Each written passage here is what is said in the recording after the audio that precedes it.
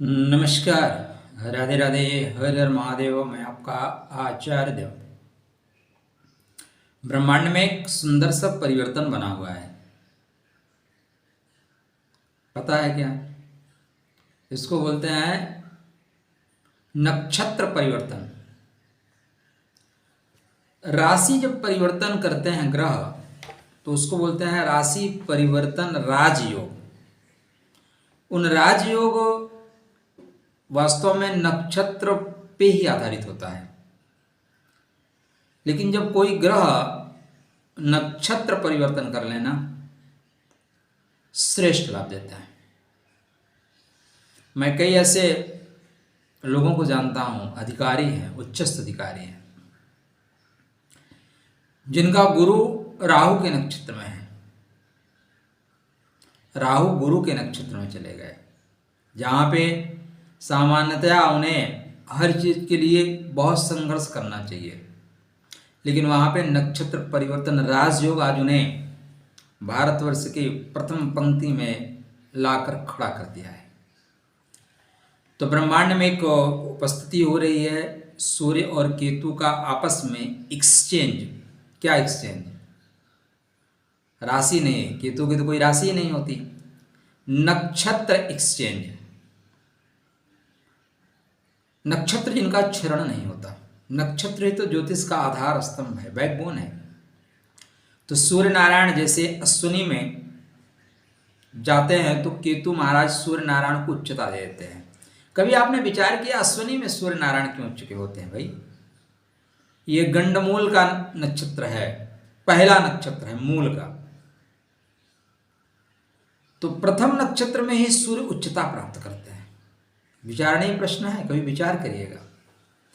यहाँ पे जहाँ पे सूर्य नारायण उच्चता प्राप्त कर रहे हैं, तो सूर्य नारायण भी जिसके घर में उच्चता प्राप्त कर रहे हैं बोलते हैं चिंता मत करो भाई, हम आपके घर में हैं तो अच्छा कर रहे हैं, तो आप भी हमारे फ्लैट में जाइए, रहिए। केतु महाराज सूर्य नारायण के नक्षत्र में इस समय 12 जनवरी से ही उत्तर फाल्गुनी नक्षत्र में गोचर कर रहे हैं। धीरे से ये सिंहस्थ भी होंगे। 18 मई को सिंह राशि में भी आएंगे, यद्यप तब तक सूर्य नारायण वृषभस्थ हो जाएंगे। तो यहाँ पे जो नक्षत्र एक्सचेंज योग है, बेहतरीन राजयोग है लाभ के दृष्टिकोण से। यद्यपि केतु से सूर्य नारायण अष्टम होंगे और सूर्य से केतु खष्टम होंगे। छठवें और आठवें का संबंध बन रहा है। यह संबंध कुछ क्षेत्रों में नुकसान भी दे सकता है, किंतु सामान्यतः नक्षत्र परिवर्तन श्रेष्ठ फल देता है, शुभ फल देता है। यहाँ पे आपको पिता का ध्यान रखना होगा। अगर आग जल रही है ना, तो तपिश तो लगेगी। मैं बोलूं कि तपिश भी नहीं लगेगी, ऐसा बिल्कुल नहीं होगा, तपिश तो लगेगी भाई।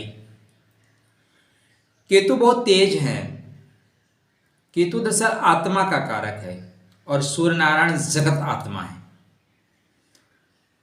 आत्मा में जगत आत्मा जाएगा तो उसको ज्ञान देने में मजा आता है। मेष राशि एनर्जेटिक राशि है, यहाँ पे सूर्य को इसीलिए उच्चता मिलती है। सेनापति की राशि है। राजा पराक्रम कहाँ दिखाएगा? सेनापति के तो घर में दिखाएगा। उत्तर मतलब बाद में, फाल्गुन मतलब प्रसन्नता देने वाला।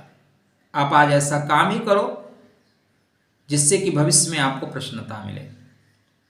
और चैनल सब्सक्राइब नहीं किया तो प्रसन्नता नहीं मिलेगी, ठीक है? इसलिए कर लीजिएगा। देखिए, हम लोगों की मजबूरी है, हमें कहना पड़ेगा। आप सुन सुन के पक गए होंगे। किसी मित्र ने आज कमेंट किया था कि मेरे पास 1000 सब्सक्राइबर होते तो मैं देता, लेकिन मेरे पास एक ही है।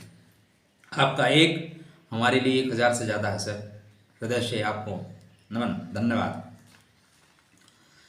तो यहाँ पे लाभ का प्रभाव, आप जो कर्मा करने वाले हैं ना, उसका उत्तर मतलब बाद में प्रसन्नता देने वाला माहौल क्रिएट होगा। या जो नक्षत्र एक्सचेंज है बहुत दिनों के लिए नहीं है। शुभ चीजें या मौका बहुत कम समय के लिए मिलता है। पूरे 20 ओवर के गेम में 1-2 बॉल नो बॉल होती है, उस पर आप छक्का मार सकते हो। पूरा 20 ओवर नो बॉल थोड़ी ना होता है। तो जब मौका मिले तो चौका नहीं छक्का मारने के लिए बिल्कुल कृत संकल्प रहिए। सामान्यतः या गोचरी परिस्थिति बेहतर परिणाम देगी। हाँ, कुछ राजनीतिक लोगों के लिए यह परिस्थिति नुकसान भी दे सकती है, ये भी हो सकता है, क्योंकि आत्मा का कारकत्व तो लेके चलता है ना, तो आत्मा का प्रभाव लेके चलेगा। और परमात्मा जगत आत्मा आ रहे हैं तो बोलते हैं चलो धीरे से मुक्त भी कर देता हूं, तो मुक्त करते हुए दिखाई दे सकते हैं। आप अपने पिताजी का विशेष ख्याल रखिएगा। लाभ की संभावनाएं बहुत बन रही हैं। आप परेशानियों में लाभ प्राप्त कर सकते हैं, आपदा में भी प्रबंधन करने की क्षमता रहेगी। आपदा से लाभ मिलता हुआ दिखाई दे रहा है, मतलब 2 लोग झगड़ा करें, बीच में आप समझौता करके पैसा कमा लो, ऐसे प्रबलतम योग बन रहे हैं। योग को संयोग में बनाने के लिए अगर आप नहीं समझोगे तो योग वियोग में बदल जाएगा। इसलिए योग को संयोग में संवारने के लिए कुल परंपरा या कुल देवी की आराधना अवश्य करिएगा। हम सबके यहाँ एक कुल देवी होती हैं जिनको हम भूल चुके हैं। दरअसल हम लोग भूलते बहुत हैं, हम बहुत भूलते हैं। कश्मीर में पंडितों का नरसंहार, हिंदुओं का नरसंहार हुआ। मीडिया की चालाकबाजी देखिए, उसने कह दिया कश्मीर पंडितों का नरसंहार, कहीं हिंदू इकट्ठा ना हो जाए, सनातनी इकट्ठा ना हो जाए, इसलिए शब्द क्या गढ़ा गया, कश्मीरी पंडित। बांटो भाई, बांटो और छांटो। ये एक रहोगे तो नेक रहोगे और बटोगे तो कटोगे, यह एक आदर्श वाक्य है। देखिए, कुछ लोगों को लग सकता है कि मैं ज्योतिष का वो करके ये बात कर रहा हूँ। सर आप सब्सक्राइब करो, वेलकम, ना करो कोई दिक्कत नहीं है, बट राष्ट्र प्रथम, धर्म प्रथम।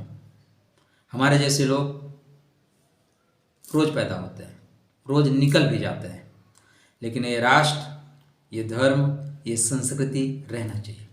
ठीक है, एक और मैसेज मैं आपको दे रहा हूँ, आप रियलाइज करना, समझना, जरूरी नहीं कि फॉलो करो। आजकल हम हमारे आसपास क्रिश्चियन कॉलेज बहुत हैं। कॉलेज से कोई दिक्कत नहीं है, विद्यालय से कोई दिक्कत नहीं, लेकिन एक छुपा हुआ एजेंडा है। मैं बच्चे के एडमिशन के लिए 2-3 जगह गया, मैं उनका एजेंडा चेक किया, वहाँ लोगों से बात किया। उनका सीधा सा एजेंडा है कि आपको आपके बच्चों से धीरे धीरे दूर कर दिया जाएगा। वो आपके बच्चों को बताते हैं कि तुम्हारे धर्म में ये, तुम्हारे मामा मम्मी पापा ऐसे करते हैं, तुम्हारे माँ के साथ बाप के साथ ऐसा बिहेव करना चाहिए, लेकिन ये बातें अपने घर में मत बताना। देखो, एजुकेशन अच्छी चीज़ है, कभी विचार करिएगा, ये जितनी मिशनरियाँ हैं ये सिर्फ जहाँ पे हिंदू वर्ग है वहीं जाके काम क्यों करते हैं? क्या छोटा पायजामा में गरीब लोग नहीं बसते? वहाँ ये जाके क्यों काम नहीं करते? वहाँ षड्यंत्र क्यों नहीं करते? वहाँ भी योजना क्यों नहीं चलाते? ये सब छुपा हुआ इनका एजेंडा है। तो आप अपने बच्चों को एजुकेशन देने के लिए ऐसे पागल मत बन जाना कि आप अपने बच्चों को संस्कार देना भूल जाइए, क्योंकि बच्चों को एजुकेशन नहीं दी तो थोड़ा संघर्ष करेगा। अगर संस्कार ही नहीं दिया ना सर, आपका और आपका बेटे का रिश्ता खत्म, बच्चों का रिश्ता खत्म। तो एक आवश्यक बात में याद आ गई। तो यहाँ पे सूर्य और केतु का नक्षत्र परिवर्तन विशेष राजयोग बनाएगा। कुल परंपरा, हाँ बात चल रही थी कुल परंपरा की। कुल परंपरा या कुल देवी देवता की पूजना आराधना आवश्यक है, परंपराओं का निर्वहन आवश्यक है। इस बीच में आप पितरों को प्रणाम करके चलिए। है तो 13-14 दिन का योग 27 तक, लेकिन यहाँ पे विशेष मौका मिलेगा। आप जहाँ ट्राई कर रहे हैं आपका काम बन जाएगा, बड़े लोग आपके संपर्क में आएंगे, सीनियर लोगों के आप फ्री होंगे। कोई व्यक्ति अचानक आएगा और टक से आपका काम करके चला जाएगा, अधिकारी सिग्नेचर करके चला जाएगा। तो केतु के मंत्र का जाप करिएगा, ठीक है। पितरों को प्रणाम करके चलिएगा, सूर्य नारायण को अर्घ्य दीजिएगा, पिता के वचनों का अवहेलना बिल्कुल मत करिएगा।